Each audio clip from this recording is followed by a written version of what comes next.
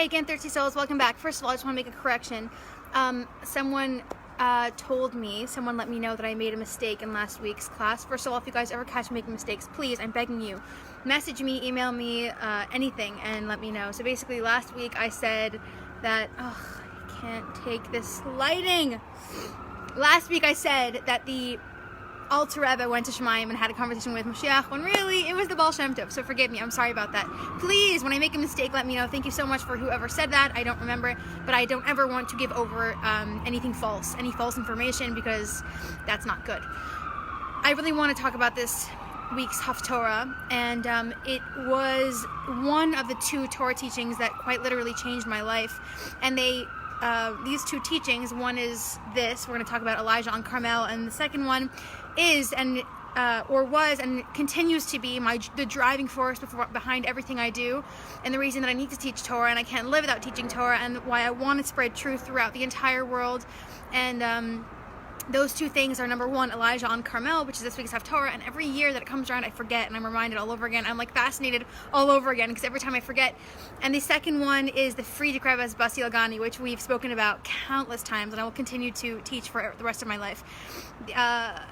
The Friedrich Rebbe is the sixth Lubavitcher Rebbe, Yosef Yitzchak Schneerson. He taught a Hasidic discourse that I remember learning when I was around 15 or 16, and I actually feel like someone breathed into me a new life after I finished learning it, and I'm teaching it to my students now. I have to actually leave really soon, so this is going to be really kind of quick. I just wanted to give you a quick. I know people. It's cliche. People say all the time, "This changed my life. This changed my life." Reading the story of Eliyahu Hanavi, Elijah the prophet on Mount Carmel, literally, it invigorated me, it electrified me, and it made me so aware of truth. It made me allergic to lies, to falsehood, and I can't stand it when I lie to myself, when I see something that isn't true. And we'll talk about this in a second, and I don't want this to be over 10 minutes, also because I have to leave. I'm not going to go into the history, but the background of this story is that during the time of Eliyahu Navi, Elijah the prophet, Achav and Izebel were the king and queen of the northern kingdom of Israel. The northern kingdom of Israel, the 10 tribes, and there were 2 more tribes that weren't part of this northern kingdom, and this is during the first temple period. And Achav was a Jewish king. He married a non-Jewish queen. This is also a lesson is the influence of a powerful woman. All women are powerful, but they just have to realize it. But the influence of a woman, it's not that it can only be good, it can be so destructive. And she brings in idolatry into this Mamlechas Kohanim, into this nation of priests, these people that are so devoted and connected to God. She comes and she destroys everything. And so now Bnei Yisrael, these holy people, are steeped in idolatry, which is probably the one thing that could really hurt God's feelings, well, of many things, but probably like the most. It's like, it's the worst thing you can possibly do. It's like cheating on your spouse. It's terrible. And so Elijah the prophet, who is so cool, guys, please read this week's Torah. It's amazing.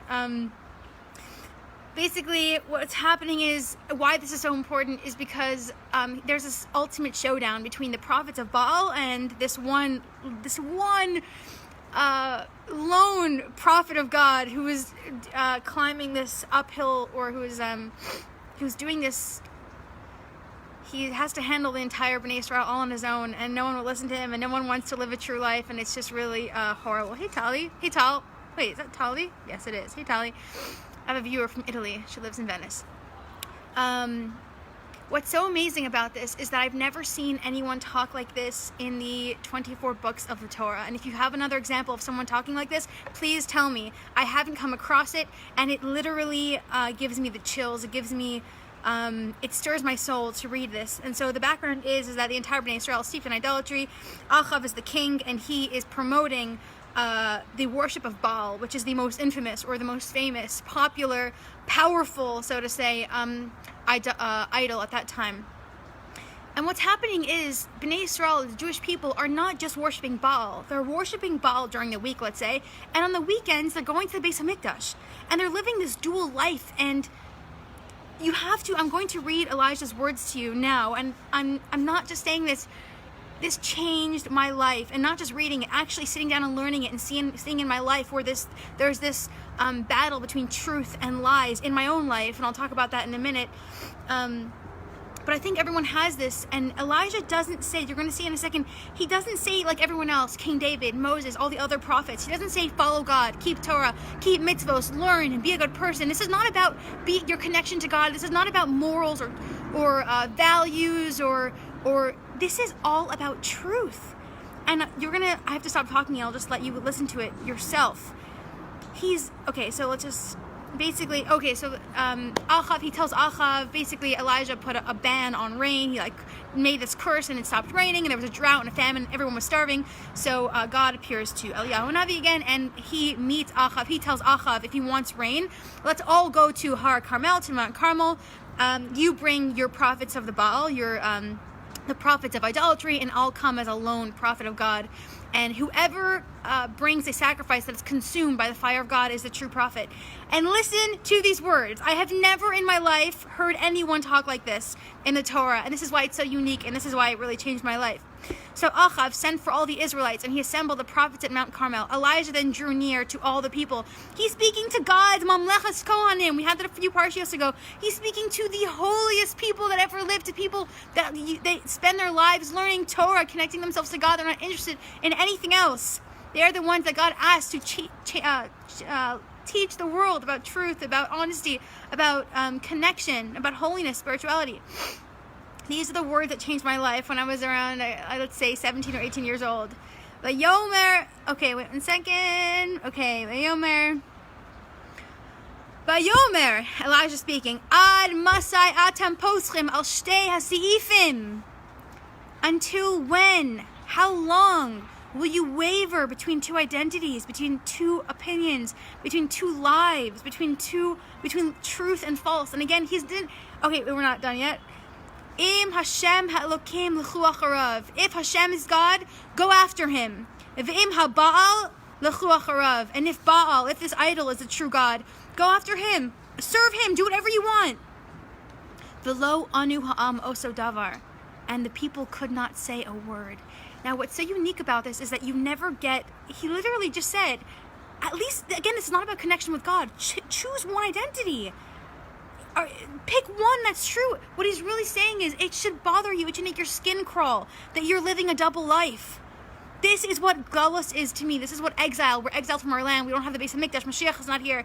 And we're being pulled by two separate parts of our life. And it's time to go above that. Go beyond that. Be brave and courageous and live your life with one identity. And that is, I'm a Jew and I'm proud. Again, Eliyahu Navi is not saying to follow God. He said if Baal is the true God, serve Baal. But you can't serve Baal and Hashem at the same time. You can, Ani Hashem Elokeichem, I am your God. There is only one Hashem Echad. There's only one God. And the people could not answer a word because it's too painful. Living a double life is the most painful, incarcerating, frustrating feelings in the world. And by the way, I just wanted to mention, I entered into a competition called the Chassidus Applied My Life contest. I think I spent 60 hours on that essay, and it didn't even make it onto the first on the top 30. It didn't even make it to the top 30, and that was actually heartbreaking for me. But it was worth it because I connected it to that other piece of Torah that changed my life, which was the 6 Lubavitcher Rebbe's Maimer called Basi Lagani. And what I really did was, I think I didn't win because I did a bunch of interviews. They didn't want interviews, and I interviewed a bunch of people. And this one person who didn't keep Shabbos, I don't think they keep kosher. And I said, "Do you keep Shabbos?" And they said no. And I was like, I didn't ask them why. I just said, "Okay, so you don't keep Shabbos." I said, "What if the United States of America banned the observance of Shabbos tomorrow? Would you keep it?" And he said, he said 100%. And I said, why? And he literally, he couldn't explain why. He couldn't explain why he doesn't keep Shabbos now. And I'm not saying that keeping Shabbos makes you a good person or a bad person. It's about living one life. What kind of life are you living? It should kill you if you're living a double life.